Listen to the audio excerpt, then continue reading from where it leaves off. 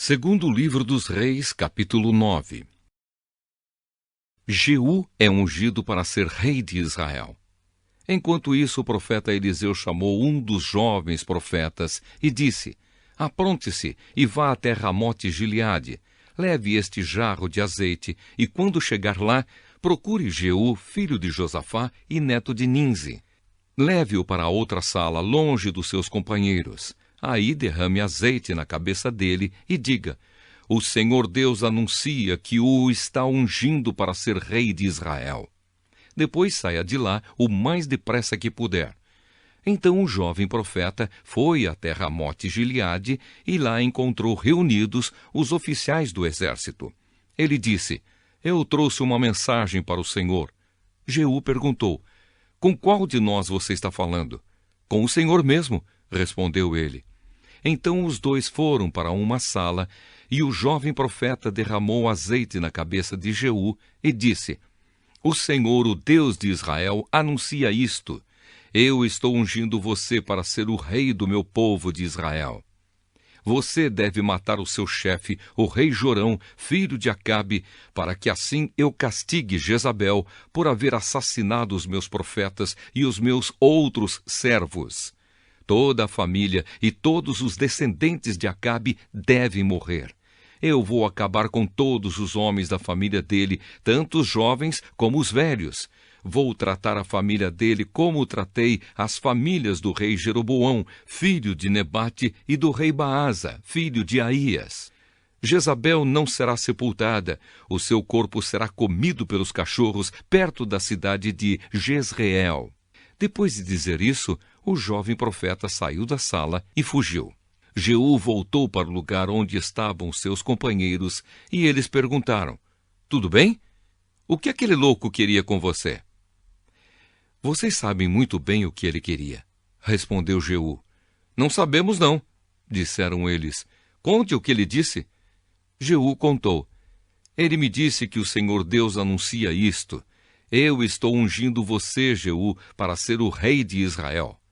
No mesmo instante, eles estenderam as suas capas sobre os degraus para Jeú passar. Tocaram a corneta e gritaram: Jeú é o rei! Jeú mata Jorão. Então Jeú fez uma revolta contra o rei Jorão. Jorão estava em Jezreel tratando dos ferimentos que havia recebido em Ramote-Gileade, na batalha contra o rei Hazael da Síria.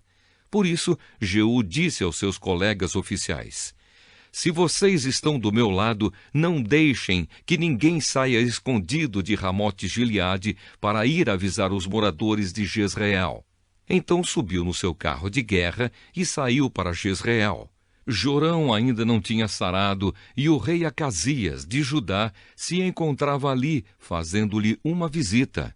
Um guarda que estava na torre de vigia de Jezreel viu Jeú e os seus soldados chegando e gritou: Vejo alguns homens chegando a cavalo. Aí Jorão disse: Mande um homem a cavalo para descobrir se são amigos ou inimigos. O mensageiro foi encontrar-se com Jeú e disse: O rei quer saber se o Senhor vem como amigo. Isso não é da sua conta, respondeu Jeú, e mandou: Passe para trás de mim.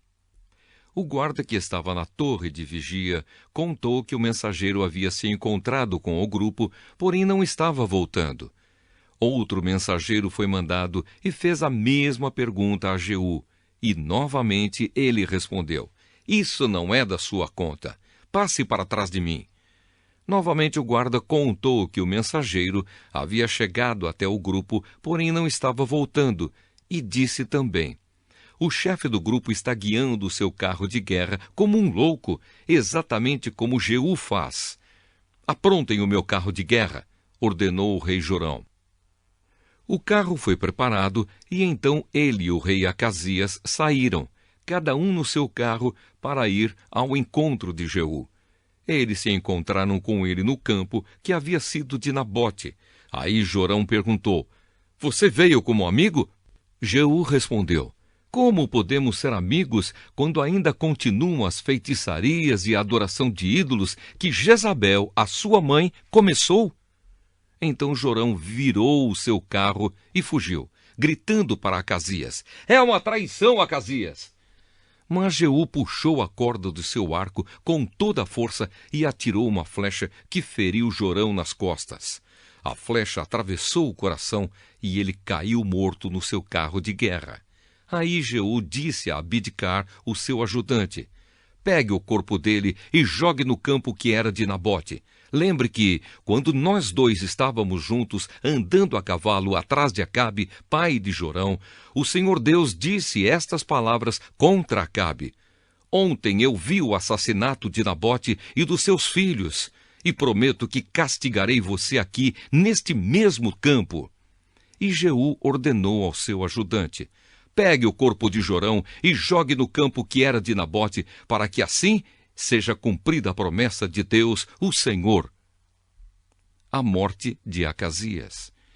O rei Acasias de Judá viu o que tinha acontecido e fugiu no seu carro na direção da cidade de Bet-Agã. Mas Jeú o perseguiu e disse aos seus soldados: matem Acasias também! E eles o feriram quando ele ia no seu carro pela estrada que sobe para Gur, perto da cidade de Ibleão.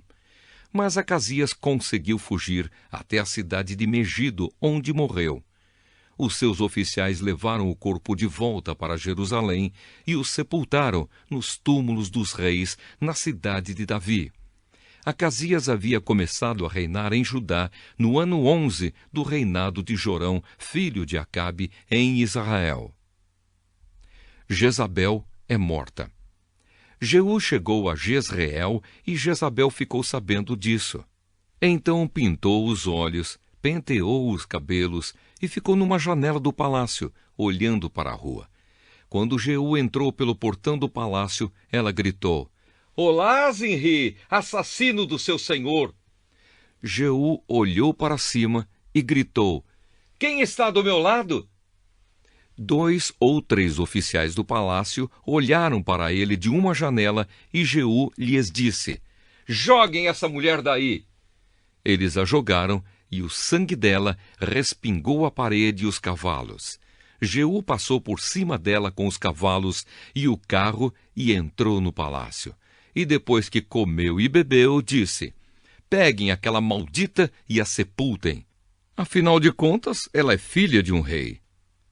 Mas os homens que saíram para sepultá-la só encontraram a caveira e os ossos das mãos e pés. Então eles voltaram, contaram a Jeú, e este disse: foi isto que o Senhor Deus disse que ia acontecer quando falou por meio do seu servo Elias, da cidade de Tisbé.